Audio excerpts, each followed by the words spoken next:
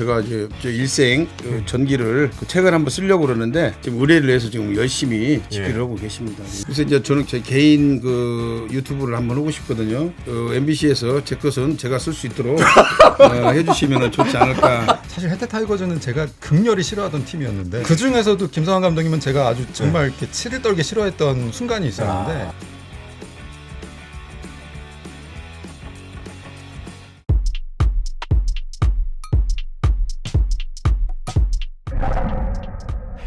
자, 본격 타이거즈 편의 토크쇼 전설의 타이거즈, 우리 추억의 스타들과 함께하는 시간입니다. 전설의 타이거즈의 거의 반고정 김성환 전설과 그리고 오늘 아주 특별한 분이 오셨습니다. 아마 야구 좋아하시는 분들이라면 이분 모르실 리가 없을 것 같습니다. 김은식 작가님과 함께하도록 하겠습니다. 반갑습니다. 네, 안녕하세요. 반갑습니다.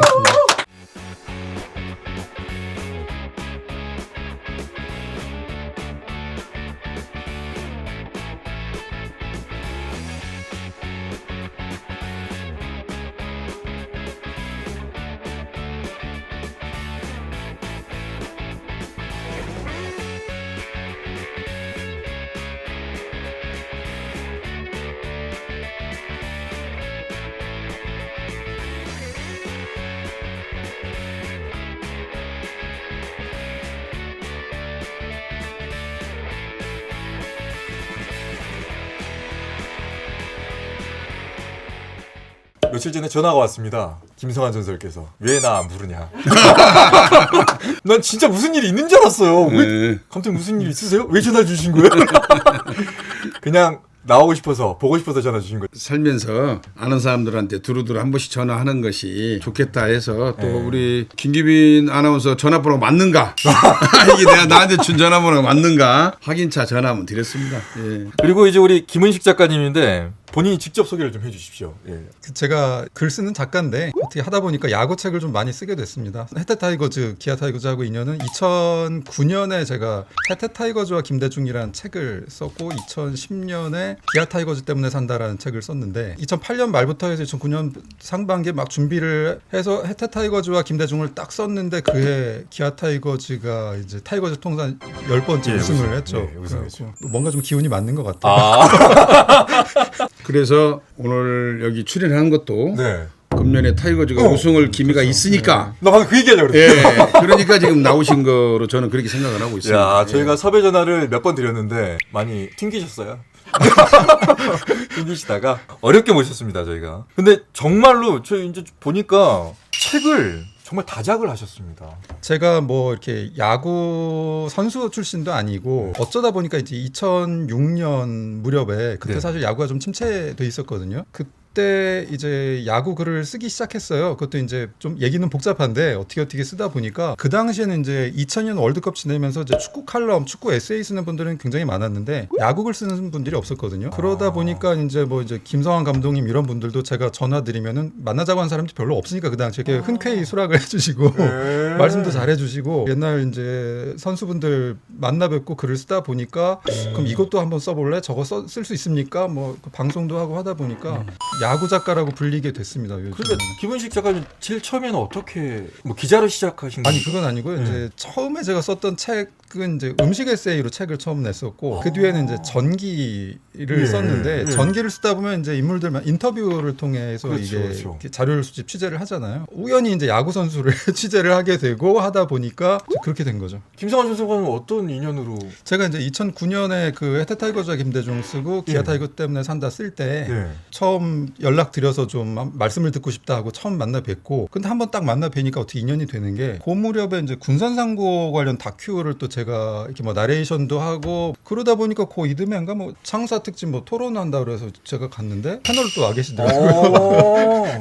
자주 뵈니까 이제 뭐 밥이나 먹을까요? 뭐 이렇게 뵙고 뭐 이렇게 된 거죠. 근데 이제 저는 아무래도 이제 야구 관련 글을 많이 쓰시고 그러니까 친근감이 좀 있었어요. 오래전부터 이렇게 만나서 정을 나누는 그런 사이는 아닌데 최근 들어서 가깝게 된 것 같아요. 제가 이제 저 일생 그 전기를 그 책을 한번 쓰려고 그러는데 야구를 아는 사람이 써야 이것을 나를 어떻게 잘 적나라하게 잘 표현해 줄 것 같다 싶어서 지금 의뢰를 해서 지금 열심히 집필을 하고 계십니다. 김은식 작가님에 대한 그런 그 표현을 할 때 상당히 화려하며 감정적으로 이렇게 흔드는 그런 문체다. 자서전이 나오면 어마어마하게 나올 수 있잖아요.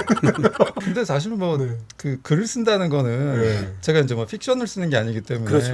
그러니까 있는 사실을 가지고 이제 글로 표현할 뿐인데 김성환 감독님이 이제 네. 뭐 한번 좀 같이 해보면 좋겠다고 하시니까 일단 역사잖아요 이분이 80년대 한국 야구사를 대표하는 타자였기 때문에 그렇죠. 저한테도 굉장히 의미가 있는 작업이라 좀 같이 하기로 하고 요즘에 이제 한 2, 3주에 한 번씩 제가 광주 네. 내려와서 같이 식사하고 내려오는 김에 전설의 타이거즈 감독님이 먼저 여기 출연하기로 네. 하고 뭐 이렇게 얘기가 됐나 봐요. 예. 내려온 김에 하고 가라. 아, 그래가지고. 저희가 이렇게 코골이를 잘해요, 이렇게. 네.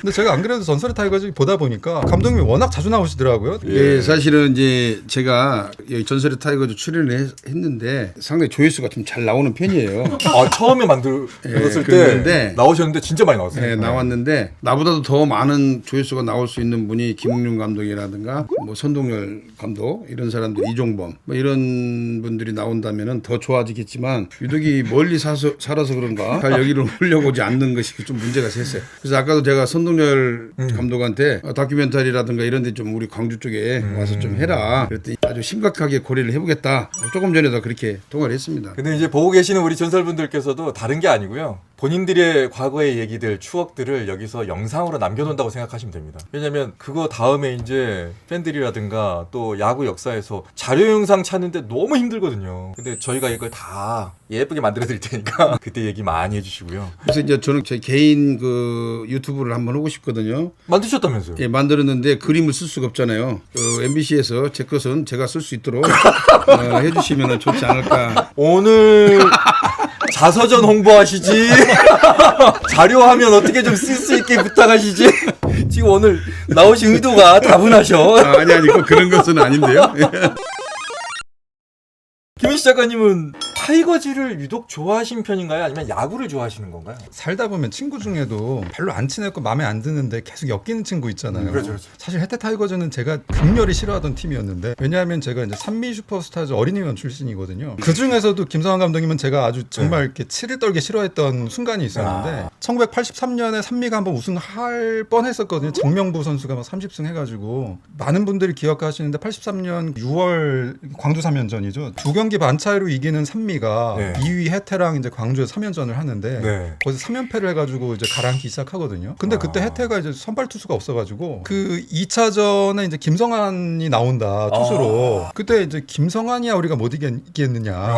전업 투수도 아닌데 네. 그때 이제 완봉을 하신 거죠. 82년도에 10승을 하고 그 뒤로 이제 투수는 이제 안 하겠다. 안 한다 네. 해가지고 그러고 있는데 갑자기 김웅룡 감독이 아침에 와셔서 너 오늘 선발이야 그러더라고요. 그 게임을 기억을 하고 계시더라고요. 그 야구 작가로 이제 네네. 어떻게 하게 되면서 감독님하고 차 타고 뭐 하다가 이상윤 보러 가자고. 그래갖고 이상윤 그 선수가 하던 그 당시에 막 마트 네네네. 창업하셨을 네네네. 때 그래가지고 막 이제 마트 정리하고 계신 분 끌어내서 이제 찻집에 가서 차를 마시는데 이상윤 투수는 그 광주 3연전에 첫 경기 장명부랑 맞대결해서 승리 투수였거든요. 야 내가 어떻게 살다 보니 이상윤과 김성환 장명부와 이모균이 아니라 산미의 어린이 그렇죠. 회원이. 그때 제 가슴에 어린 가슴에 대못을 박았던 두 분하고 그래갖고 살다 보니까 어렸을 때 대못을 박았던 팀이 IMF 때 어려움 겪을 때는 저도 이제 IMF 당시에 뭐 이제 20대 후반 그런 나이에 뭐 공감하면서 혜태 타이거즈 없어지지 마, 막 사라지 마 이런 걸 응원하던 그리고 기아 타이거즈로 바뀌었을 때 네. 또 좀 희망을 품기도 하고 그게 뭐 제가 타이거즈라는 팀을 응원해서가 아니라 제가 살아가면서 공감하고 왠지 나처럼 느끼고 뭐 이런 순간들이 많았던 것 같아요. 기아 타이거즈, 혜태 타이거즈뿐만 아니라 모든 구단이 그렇지만 한국 프로야구의 많은 팀들이 살면서 자기하고 이렇게 연결해서 생각하거나 연민하거나 같이 막 이렇게 흥분하게 하거나 이런 요소들이 다 있는 것 같아요. 제가 볼 때는 네. 우리 김은식 작가께서는 또 특히나 살면서 아까도 뭐 이렇게 엮이고 저렇게 엮인다고 하는데 네. 살다 보니까 또 타이거스를 좋아하는 사람들, 타이거스와 연관된 사람들하고 또 우연찮게 엮이더라고. 하다못해 출판사 사장님까지도 어쨌든 타이거스를 신경을 안 쓸래 안 쓸 수가 없는 그런 입장이 되다가 이제는 타이거스를 사랑하는 사람이 돼버렸죠. 아니 그 만나 예. 되면은 이게 이제 그 호남 분들의 특징일 수도 있는데 만나서 이제 밥 먹고 술 마시고 차 마시고 하면서 그 터놓고 얘기를 많이 해주시는 것 같아요. 맞아요. 의외로 겉은 좀 터프한 것 같은데 속은 말랑말랑합니다. 그러니까 대구나 부산 분들 이제 삼성, 롯데 레전드 분들 밥 먹으면서도 끝까지 스타거든요. 이분들이 그런 경우가 많은 것 같아요. 이렇게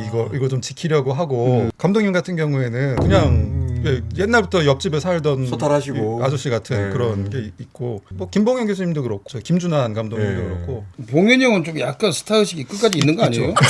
디스를 좀 하긴 하는데 거의 통과젤이야.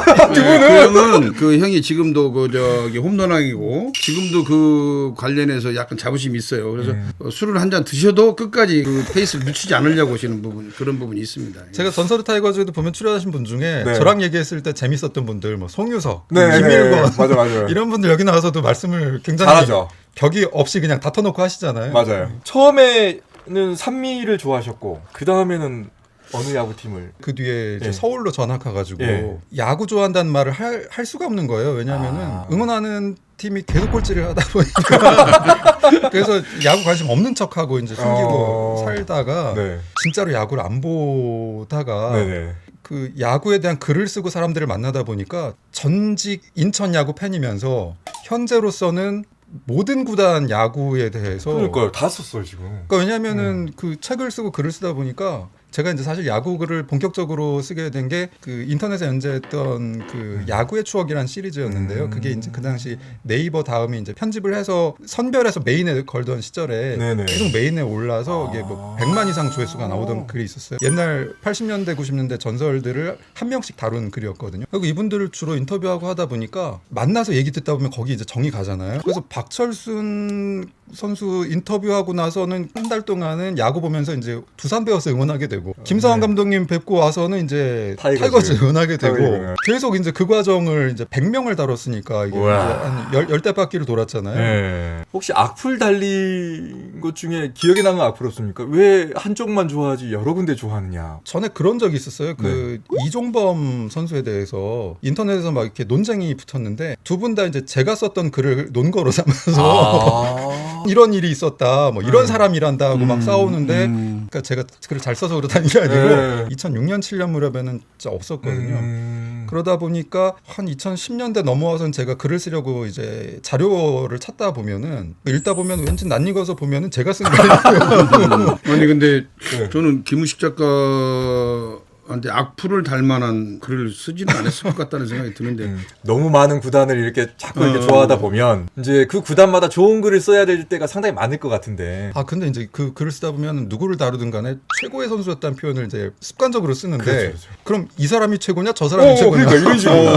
그러니까 그런 본인의 거. 기준이 뭐냐 뭐 이런 그렇죠, 식으로 그렇죠. 말을 할 수도 있을 것 같아서. 옛날에 뭐 예를 들어 선동열이 최고냐 최동원이가 최고냐 그렇죠. 그 참 저한테도 물어봐요. 그럼 저는 이제 팔이 안으로 굵으니까 네. 이렇게 이야기하죠. 나는 동열이 볼을 쳐보지는 않았다. 그냥 같은 팀이니까. 같으니까. 저 최동원이 볼은 프로에서 쳐봤다. 내가 최동원이 타율을 봐라. 내가 친 타율이 어떻게 생겼는가. 내가 손동열한테 그만큼 못 칠 거다. 이렇게 대답을 하죠. 잘 이제 넘어가시네. 동열이는 가끔 보는데 정말 어렵게 찾아뵀던 분들을 쉽게 요즘에 유튜브를 통해서 그분들 말씀을 들을 수 있게 돼가지고 그렇게 제가 고생해서 연락처 구하고 막 했던 수고가 좀 네. 허무하게 느껴지는데 평생을 통틀면 역시 박찬호 선수가 이제 탑인데 네. 인터뷰하다 보면 그런 얘기 많이 해요. 아, 선동열 선배 공은 정말 칠 수가 없었다. 근데 내가 대학 시절에 박찬호 공은 내가 꽤 쳤다. 저는 제가 감독 시절에 다니엘 리오스를 상당히 까다로운 선수였었어요.